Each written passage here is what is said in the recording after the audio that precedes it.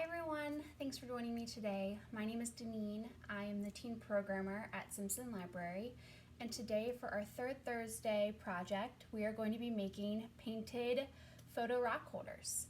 So let's get started. The materials needed to complete this craft and the materials you'll find in your take and make bag are paint. You will have more colors. I just picked the two that I knew I wanted to use. Mod Podge to seal it after you're done.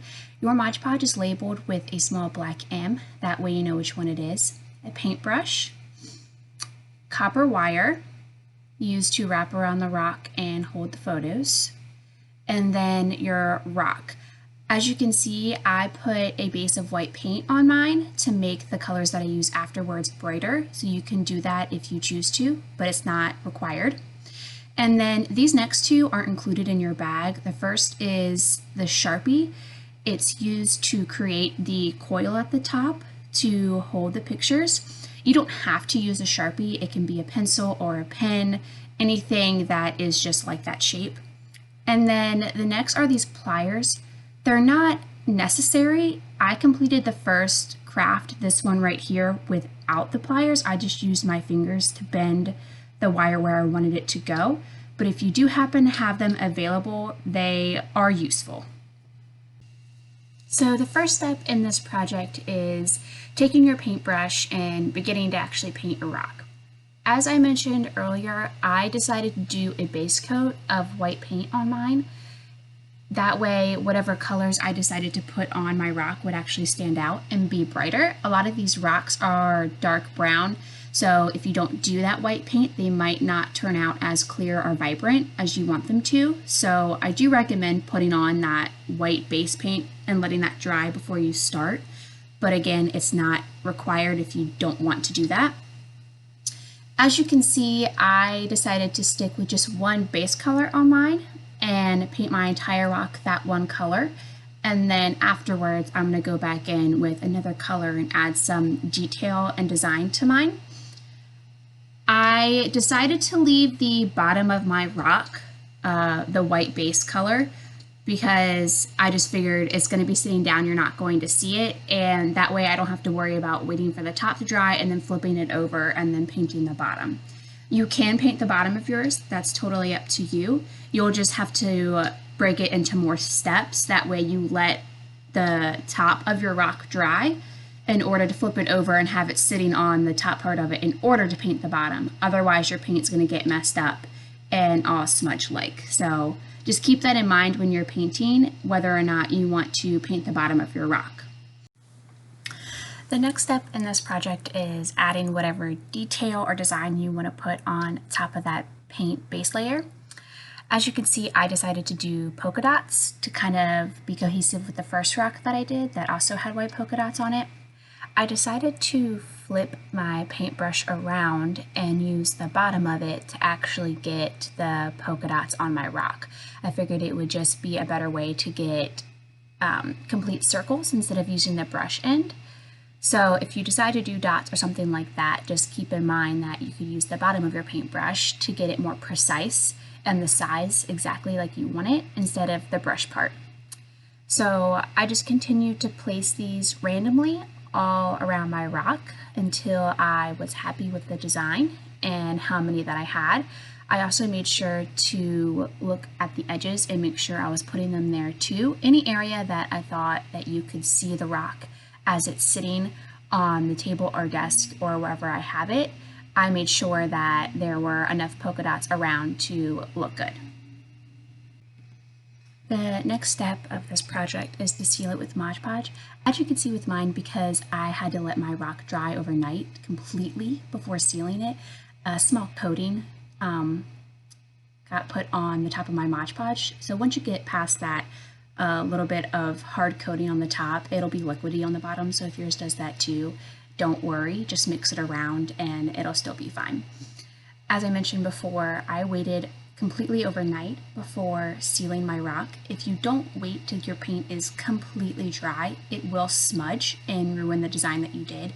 So I do recommend waiting at least overnight or a few hours before sealing it.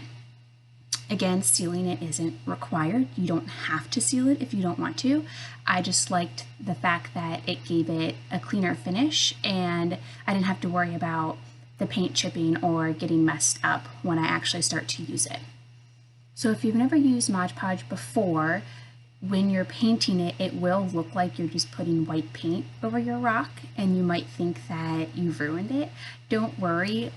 It will look white like this at first, but once you leave it to dry, it will dry clear and it won't look like you just put a bunch of white paint or glue on top of your rock. So don't stress, it will dry clear and it will look fine. So if you decide to do the Mod Podge layer, just make sure you cover all of it. Again, I left the bottom without the Mod Podge because I didn't bother putting the decorative paint layer on the bottom of my rock, so I didn't worry about it. But if you did decide to design the bottom, I would do the Mod Podge on the top, wait for that to dry, flip it over, and then Mod Podge the bottom as well to protect whatever design you might have put on the bottom of your rock. So the final part of this project is using that copper wire to make the piece that will actually hold your photo. There are a couple different ways you can do this, but I'm going to show you the way that I found works best. So what I did first is I laid the wire down and then I positioned my rock on top of it to where, to the position that I thought was best. And then I folded the pieces over to meet, and that shorter piece, I just started twisting it around to secure that position that I made. And I just kept bending it until it was completely flattened.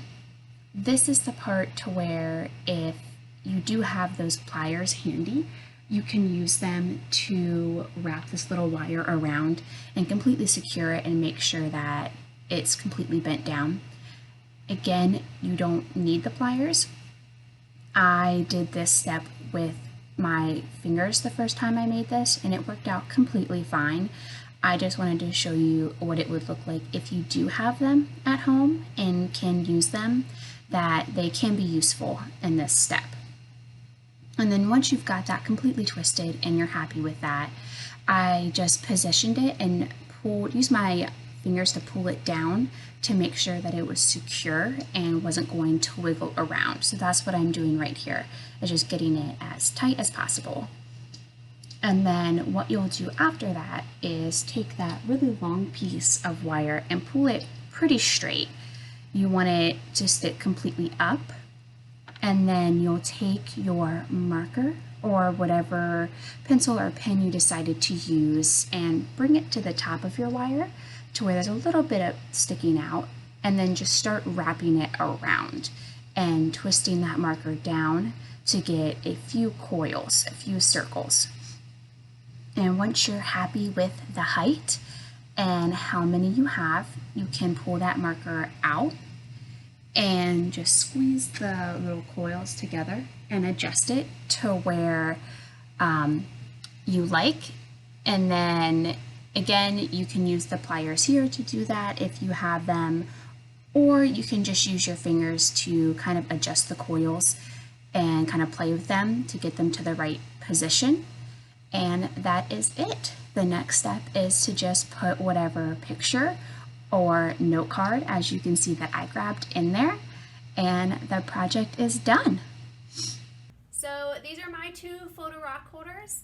As you can see, I'm using them for more of a note card holder right now, so they're pretty versatile and can be used for more than just photos. So I hope you guys enjoyed making these today, and I hope to see you next month for another Third Thursday project.